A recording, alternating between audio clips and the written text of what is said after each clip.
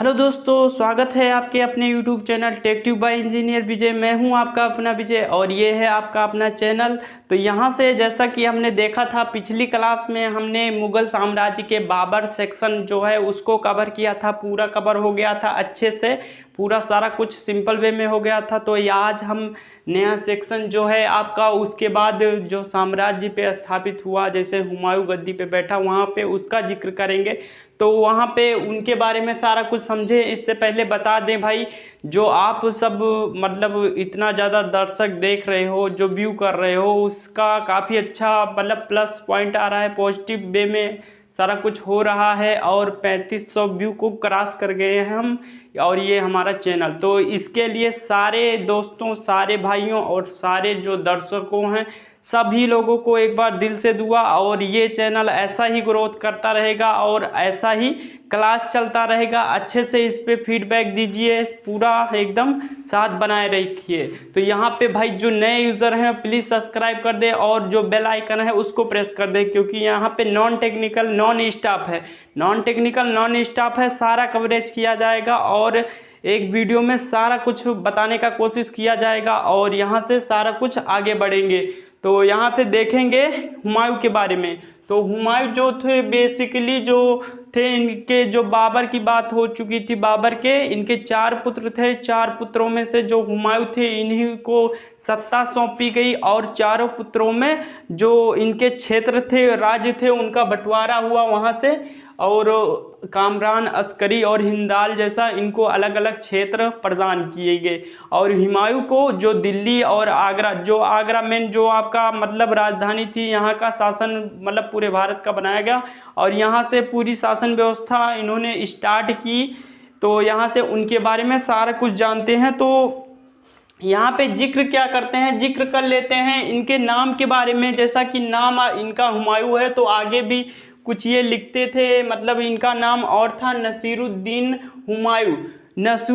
हुमायूं था। तो जैसा कि आप जानते थे हुमायूं कैसे गद्दी पे बैठे, वहाँ पे इनकी जब एज थी क्या 23, मात्र 23 वर्ष की आयु में इन्होंने सिंहासन को धारण किया। सिंहासन पे बैठे, सिंहासन पे बैठाए गए, क्योंकि इनके जो पिता थे, इनके पिता थे बाबर की जो थी मृत्यु हो गई। मृत्यु हो गई कब हुई भैया? 26 दिसंबर, आपको पता है 26 दिसंबर 1530 को बाबर की मृत्यु हो गई। काफ़ी अच्छा उन्होंने विकास किया भारत में, अपने क्षेत्र को काफ़ी बढ़ाया, विस्तार किया और सूबों की संख्या में काफ़ी ज़्यादा बढ़ोतरी हुई। इससे आप जैसे जानते हैं जम्मू कश्मीर से लेकर कन्याकुमारी और इधर गुजरात से लेकर असम, सारे क्षेत्रों को अपने अंडर में लिया और दिल्ली पे शासन किया। तो 1530 में इनकी मृत्यु हो जाती है। मृत्यु कब हो जाती है बाबर की? आपको 26 की हो जाती है। इसके बाद आप 29 दिसंबर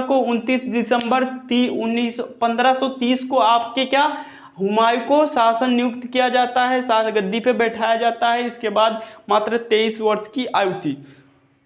और ये गद्दी पे बैठने से पूर्व क्या थे, यहाँ पे इसका जिक्र कर लेते हैं। अगर गद्दी शासन करने से पहले ये कहाँ के शासक थे या फिर कहाँ के मतलब जिम्मेदारियाँ इनकी क्या थी, तो ये बदस्खां एक आपका प्रदेश है, बदस्का प्रदेश के ये सूबेदार वहाँ पे थे। सूबेदार के पद पर ये तैनात थे, वहाँ की जिम्मेदारी ये देखते थे। इसके बाद जब वहाँ हुआ, ये अपना शासन व्यवस्था चलाए और अच्छे से चला भी रहे थे। और जो इनके राज्य का बंटवारा हुआ, जैसे इनकी पिता की जो इच्छा थी, पिता की इच्छा, बाबर की इच्छा को फॉलो किया इन्होंने, राज्य का बंटवारा किया। और कामरान और अस्करी जो 4 भाई थे और इनके एक चाचा का लड़का था सुलेमान मिर्जा, इनको भी क्षेत्र प्रदान किया गया। तो कामरान को आप देख लीजिए, यहाँ से कामरान को इन्होंने काबुल का नियुक्त किया आपका, और अस्करी को, मिर्जा अस्करी को कांधार क्षेत्र दिया। कांधार क्षेत्र इन्होंने देखा। और इसके बाद आपका हिंदाल जो थे, इन्होंने संभल क्षेत्र को कवर किया, इनको दे दिए। और आपके जो इनके चाचा के लड़के सुलेमान मिर्जा, इनको भी क्षेत्र दिया। इनको कौन सा क्षेत्र दिया? जो आपका बदस्खां का सूबेदार इनको नियुक्त किया, जहां पर वो पहले से ही शासन करते थे या सूबेदारी की व्यवस्था देखते थे, वहां पे इन्होंने उनको नियुक्त किया। तो यहाँ सब सारा कुछ चल रहा था। आगे बात करते थे, क्षेत्रों को प्रदान कर दिया। अब इन्होंने एक नगर की स्थापना की थी। नगर की भाई किसकी स्थापना की थी? एक नगर की स्थापना की, जिनके शासनकाल के दौरान दीनपना एक नगर है, जो दीनपना नगर है 1533 में इन्होंने बसाया था हुमायूं जी ने। तो उस नगर की स्थापना 1533 ईस्वी में दीनपना नगर की स्थापना की। और यहाँ पे आगे उसी क्रम में बढ़ते हैं। और इसके बाद इनका जो शासन स्टार्ट हुआ तो इनके जो विरोधी थे, मतलब अफगानी यहाँ पे होते थे, जैसे शेर खां के और इनके हसन अली के जो मतलब सारे अफगानी थे, इनका विरोध प्रदर्शन इनको झेलना पड़ा, क्योंकि ये शासन व्यवस्था जैसे ही इन्होंने स्टार्ट की वहाँ पे, तो चारों तरफ इनकी जो जिम्मेदारियां थी वो बढ़ गई, अपने क्षेत्र को बढ़ाना, अपने क्षेत्र की रक्षा करना, मतलब कोई भाग। तो इन्होंने क्या किया, जो यहाँ पे देवरा का युद्ध जो 1531 शासन व्यवस्था के बाद का ये पहला युद्ध है, 1531 में लड़ा गया। यहाँ से अपनी ये शासन व्यवस्था आसानी से देख रहे थे। फिर आगे शेर खां एक नाम का जो व्यक्ति आया, शेर खां, बाद में उसे शेरशाह सूरी के नाम से आप भी जानेंगे। तो उनका इनसे सामना हुआ 1531 तक, इनको सब सही चल रहा था। फिर चौसा का आपका जो युद्ध हुआ 1539 को शेरशाह और हुमायूं के बीच हुआ। तो शेरशाह और हुमायूं के बीच हुआ, तो इसी युद्ध को जीतने के बाद, इसी युद्ध जो था शेर खां जीत गया, और इसी के उपलक्ष्य में उनका नाम क्या कर दिया गया, शेरशाह सूरी, जो बेसिकली पंजाब के क्षेत्र के थे। और इनके पिता जो हसन खान थे, इनको क्या बिहार का क्षेत्र का एक सूबेदार नियुक्त किया गया था। तो उन्हीं के लड़के थे शेर खां, और उन्हीं शेर खान ने जो है आपके हुमायूं को पराजित किया, युद्ध में पराजित किया। चौसा के युद्ध हुआ जो 25 जून 1539 को हुआ। तो 1539 को जो युद्ध हुआ इसमें पराजित हुए, और इनका नाम शेरशाह सूरी पड़ा। यहाँ से 1540 के बाद शेरशाह की यहाँ पे थोड़ा जो 15 साल 16 साल का जो गैप दिखता है आपका मुगल कालक्रम में। अगर थोड़ी सी बात कर, जहाँ पे ये कमज़ोर, थोड़ा हुमायूं कमज़ोर पड़े थे और युद्ध हार के इनको अपना सत्ता छोड़ना पड़ा था, दिल्ली और आगरा का शासन छोड़ना पड़ा था। तो यहाँ पे इसके बाद 17 मई 1540 को बिलग्राम का, या फिर कन्नौज बोल लीजिए, आज के ज़माने में यूपी कन्नौज, यहाँ पे युद्ध हुआ था 17 मई 1540 को शेर खां और हुमायूं के बीच। ये युद्ध जो था ये काफ़ी निर्णायक युद्ध था। इसी युद्ध के बाद हुमायूं को अपनी दिल्ली और आगरा गंवाना पड़ा था, और ये गंवा कर भाई अब इनको मतलब हार मिली। तो यहाँ से ये भाग निकले, भाग कर कहाँ गए, सिंधु गए। सिंधु में ऐसे घुमक्कड़ों का जीवन 15 वर्ष तक भी बिताया। 15 वर्ष के दौरान इन्होंने क्या क्या यातनाएं झेली, सारे कुछ हुआ। और फिर से एक बार ये इतने मतलब जुझारू व्यक्ति थे, फिर से एक बार अपनी सत्ता को काबिज किए, और फिर से एक दोबारा। तो क्वेश्चन में अगर पूछता है कि दोबारा चुने गए, मतलब दोबारा अपने शासन व्यवस्था को देखा, तो हुमायूं ने दोबारा एक बार मतलब युद्ध हार के अपना 10 साल का अपने शासन देखा। फिर इसके बाद 1555 के बाद फिर से इन्हीं को सत्ता, फिर सरहिंद का युद्ध होता है। सरहिंद के युद्ध में इनको फिर से विजय मिलती है, तो वहाँ से इनकी सत्ता फिर से चलती थी। तो यहाँ से देख लिया आपने। फिर ये जब आप घुमक्कड़ का जीवन व्यतीत कर रहे थे, मतलब इधर उधर जा रहे थे, अब इनको क्योंकि आगरा और दिल्ली का पूरा शासन खत्म हो गया था, आगरा दिल्ली पूरा शासन खत्म होने के बाद 29 अगस्त 1541 को, ये डेट याद रखिएगा क्योंकि यही डेट जो है इतिहास का काफ़ी अच्छा डेट है। 29 अगस्त 1541 जो हिंदाल इनके जो भाई थे, हिंदाल इनके भाई थे, इनके आध्यात्मिक गुरु का नाम थोड़ा लंबा है, और ये देख लीजिए, गुरु मीर बाबा दोस्त उर्फ मीर अली अकबर जामी की पुत्री से। अब इनकी पुत्री कौन थी? इनकी पुत्री थी हमीदा बानू बेगम, जो आपने नाम सुना होगा, जो महान शासक हुआ मुगल काल में, सबसे ज़्यादा जो महान शासक हुआ, जिसने लॉन्ग टाइम तक अपना शासन व्यवस्था स्थापित किया भारत के ऊपर, दिल्ली के ऊपर जिसने शासन किया वो है अकबर।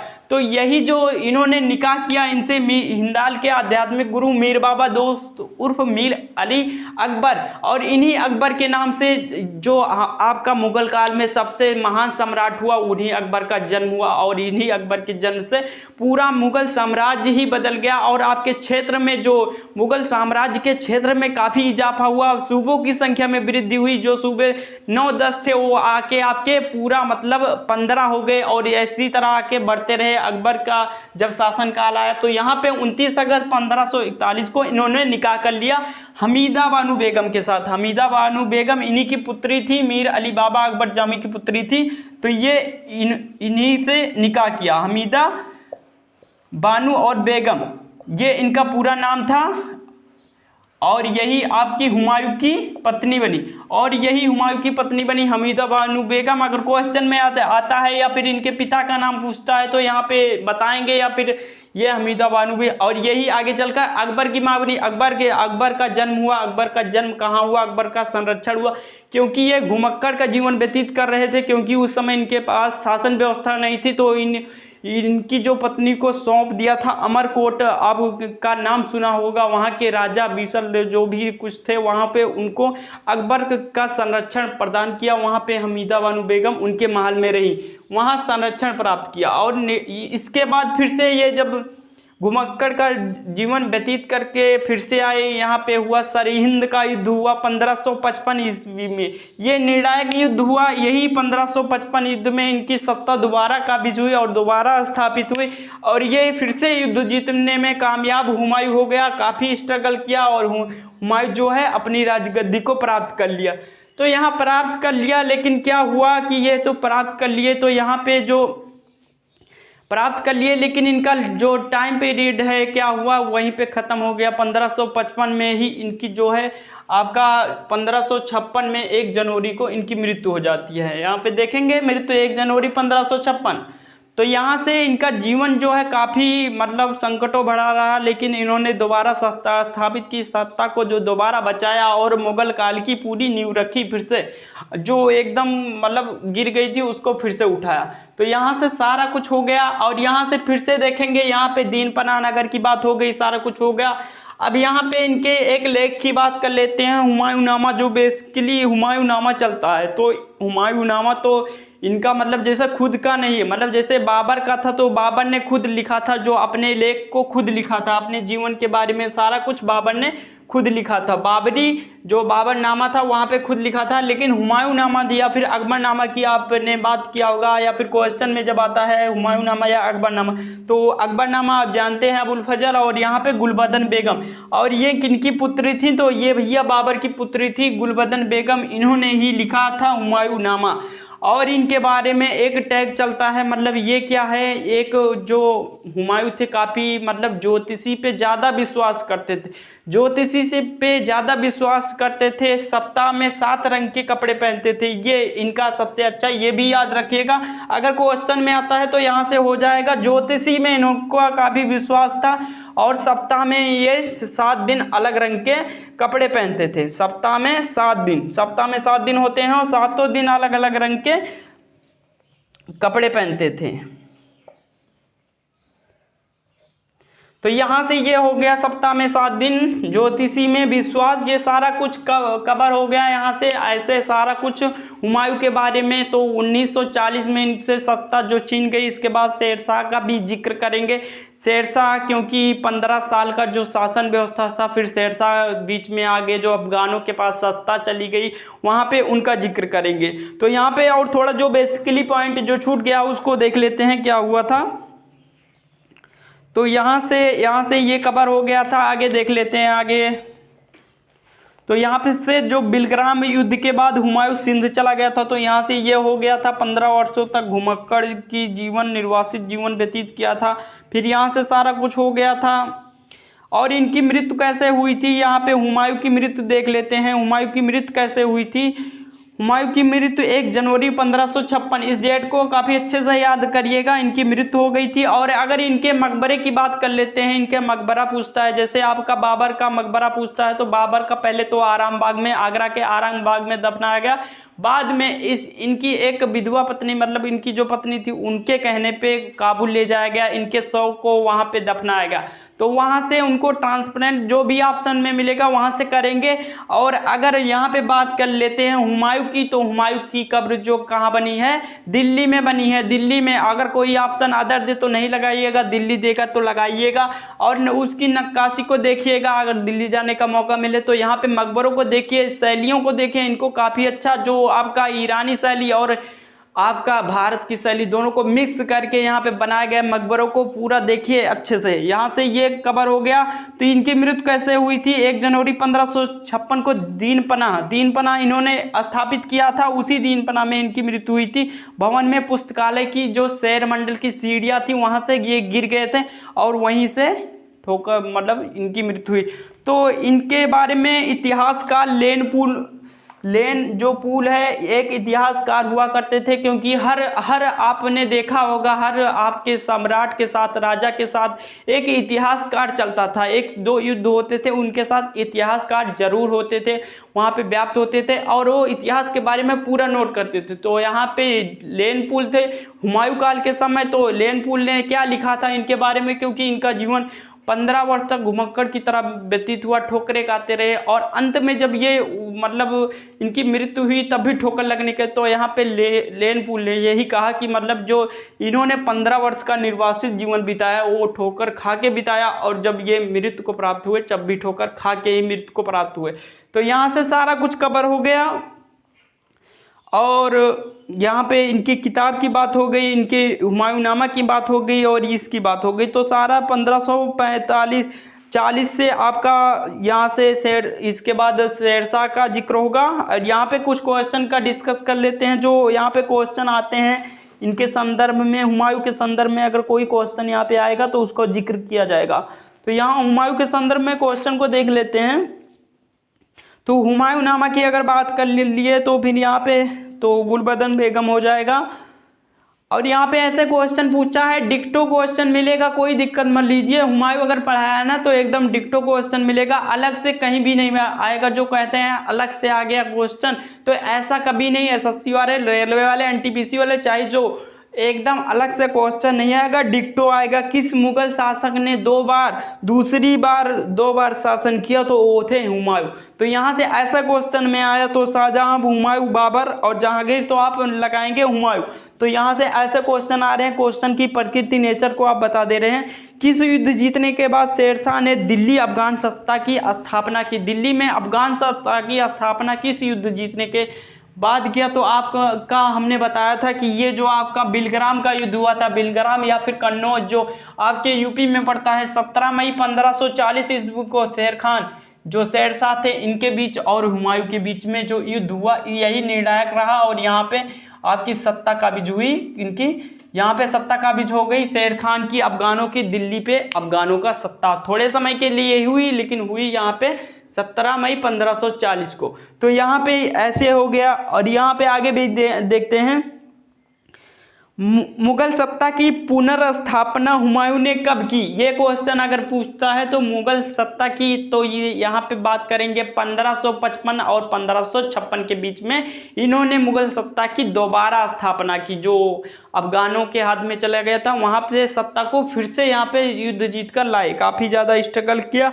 इसके बाद देख लेते हैं और क्वेश्चन आता है, मुगल सत्ता की पुनर्स्थापना किस युद्ध में हुमायूं को विजय के फलस्वरूप हुई? तो जो युद्ध पूछता है ना भैया, तो यहाँ पे आप सरहिंद का युद्ध लगाइएगा। सरहिंद का निर्णायक युद्ध हुआ था, सरहिंद का आपका निर्णायक हुआ था 1555 और 56 के बीच में। इसी में इन्होंने जीत हासिल की थी और दोबारा सत्ता स्थापित की थी। तो 1555 से 1556 के बीच में, यहाँ पे कोई एग्जैक्ट डेट नहीं दी गई है। तो सरहिंद का युद्ध 1555-56 ईस्वी में हुआ था, यहीं पे आपकी दोबारा सत्ता स्थापित हुई थी। आगे के क्वेश्चन को देख लेते हैं, आगे का क्वेश्चन क्या रहने वाला है। तो लेन पूल के बारे में हो गया था, इतिहासकार थे। अगर लेन पूल के बारे में आए तो इतिहासकार थे, और इन्होंने एक टैग कहा था, एक स्नोगल कहा था, एक व्यंग लिखा था, व्यंग के लिखा था हुमायूं के बारे में, तो वो व्यंग को आपको बता दिए थे। अब यहाँ पे क्वेश्चन पूछता है जो हुमायूंनामा की रचनाकार थी या गुलबदन बेगम थी या किनकी पुत्री थी, तो यह बाबर की पुत्री थी। तो यहाँ से ये भी क्वेश्चन आपका हो जाएगा। आगे देखते हैं शेरशाह। शेरशाह जो आगे चलकर, पहले शेर खां इनका नाम था, बाद में शेरशाह हुआ। तो इनका नाम तो था, वो बचपन में क्या था, मतलब जब ये बच्चे थे तब इनका बचपन में क्या नाम था। तो यहाँ पे अगर कुछ भी अदर नाम है, हुसैन खां, हसन खां, बहार खां, तो यहाँ पे फरीद खां आएगा शेर खां के बचपन का नाम। डिक्टो मैच करेगा, कोई दिक्कत मत लीजिए, एकदम डिक्टो। तो यहाँ से हुमायूं और शेर खां के बीच में जो युद्ध लड़ा गया था, बिलग्राम या कन्नौज का युद्ध 17 मई 1540 को, यहाँ से इनको एक उपाधि भी मिली थी। उपाधि क्या मिली थी? शेर खान को उपाधि मिली थी, शेर खां को शेर शाह आलम उल आदिल, ये उपाधि मिली थी इनको, शेर शाह आलम उल आदिल, ये उपाधि इनको मिली थी। यहाँ से इसको नोटिस कर लीजिएगा। और यहाँ पे बात करेंगे अगले क्वेश्चन के बारे में। तो यहाँ पे जो उमरकोट या फिर बोलेंगे राजा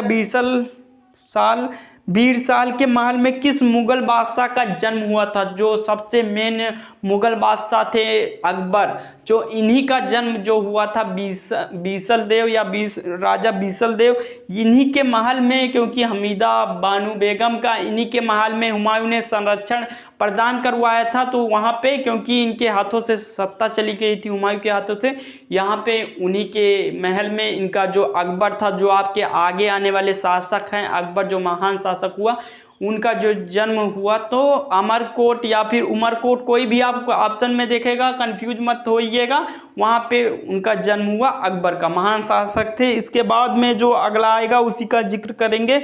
हमीदा बानो की बेगम की माँ थी, किसकी माँ थी? तो यहाँ पे आप जानते हैं, हमने बताया अकबर की माँ थी। यहाँ से ये भी क्वेश्चन कवर हो गया होगा, सब कोई दिक्कत नहीं। भारत में चारबाग शैली का प्रथम मकबरा अगर बात करेंगे, चारबाग शैली हमने बताया था, चारबाग की प्रकृति कैसे हुई थी, तो वहाँ पे पिछली वीडियो में हमने बताया था। अगर जिन लोगों ने पिछली वीडियो नहीं देखी है वो जाके देख लें, हमारे डिस्क्रिप्शन बॉक्स से या फिर प्लेलिस्ट से, या फिर जो आप जानते हैं हमारा चैनल टेक2 बाय इंजीनियर पर, कहीं से भी आप जाके उस वीडियो को, पिछली वीडियो को जरूर कवर करें। एनटीपीसी ग्रुप डी, चाहे जो भी एग्ज़ाम आने वाले, जो भी एग्ज़ाम एसएससी का हो गया, यूपीएससी का हुआ, सारे में कवर होगा। तो यहाँ पे अगला जो चारबाग शैली का प्रथम मकबरा था, जो हुमायूं का मकबरा था, और ये कहाँ है? दिल्ली में है। तो यहाँ से सारा कुछ हो गया, सारा कुछ कवर कर लिए। अगर कोई छूटता है, कोई क्वेश्चन, कोई क्वेरीज, कोई दिक्कत आपकी होती है, तो भाई नीचे कमेंट बॉक्स में है, कमेंट बॉक्स में आप टाइप कर दीजिए क्वेश्चन को। कुछ भी आपको पूछना हुआ क्लास के बारे में, सारा कुछ यहाँ पे होगा। और ऐसे ही क्लास चलेगी। अब जो आपने देखा होगा कि हमारे 2 वीडियो के बीच में 1 दिन का जो गैप आता था, उसको भी अब ख़त्म कर दिया जाएगा, क्योंकि चैनल ग्रो कर रहा है आप सबकी दुआओं की वजह से, दर्शकों की वजह से, और इतने ज़्यादा दर्शक हुए हैं। और यहाँ पे डेली वीडियो डालने का प्रयास करेंगे और सारा वो कंटेंट शामिल करेंगे जो आपके आने वाले एग्ज़ामों में होगा। और यहाँ से आप हमारे चैनल को सब्सक्राइब कीजिए और बेल आइकन को दबाइए, कमेंट कीजिए। और अगर हमारा टेलीग्राम, इंस्टाग्राम, कोई भी लिंक है आपको चाहिए तो डिस्क्रिप्शन बॉक्स में जाइए, वहाँ से जुड़ जाइए और सारा आपको नोटिफिकेशन मिलता रहेगा। तो अगली वीडियो में हम बात करेंगे अकबर के बारे में कि महान शासक था, वहाँ पे अकबर के बारे में सारा कुछ ट्रिक और मिक्स, सारा बेसिक मिक्स करके पढ़ाएंगे। अब क्वेश्चन की प्रकृति क्या होती है उस तरह से पढ़ाएंगे। तो यहाँ पे क्लास सारा ख़त्म हो गया और यहाँ से फिर नेक्स्ट वीडियो में आते हैं। तब तक के लिए धन्यवाद।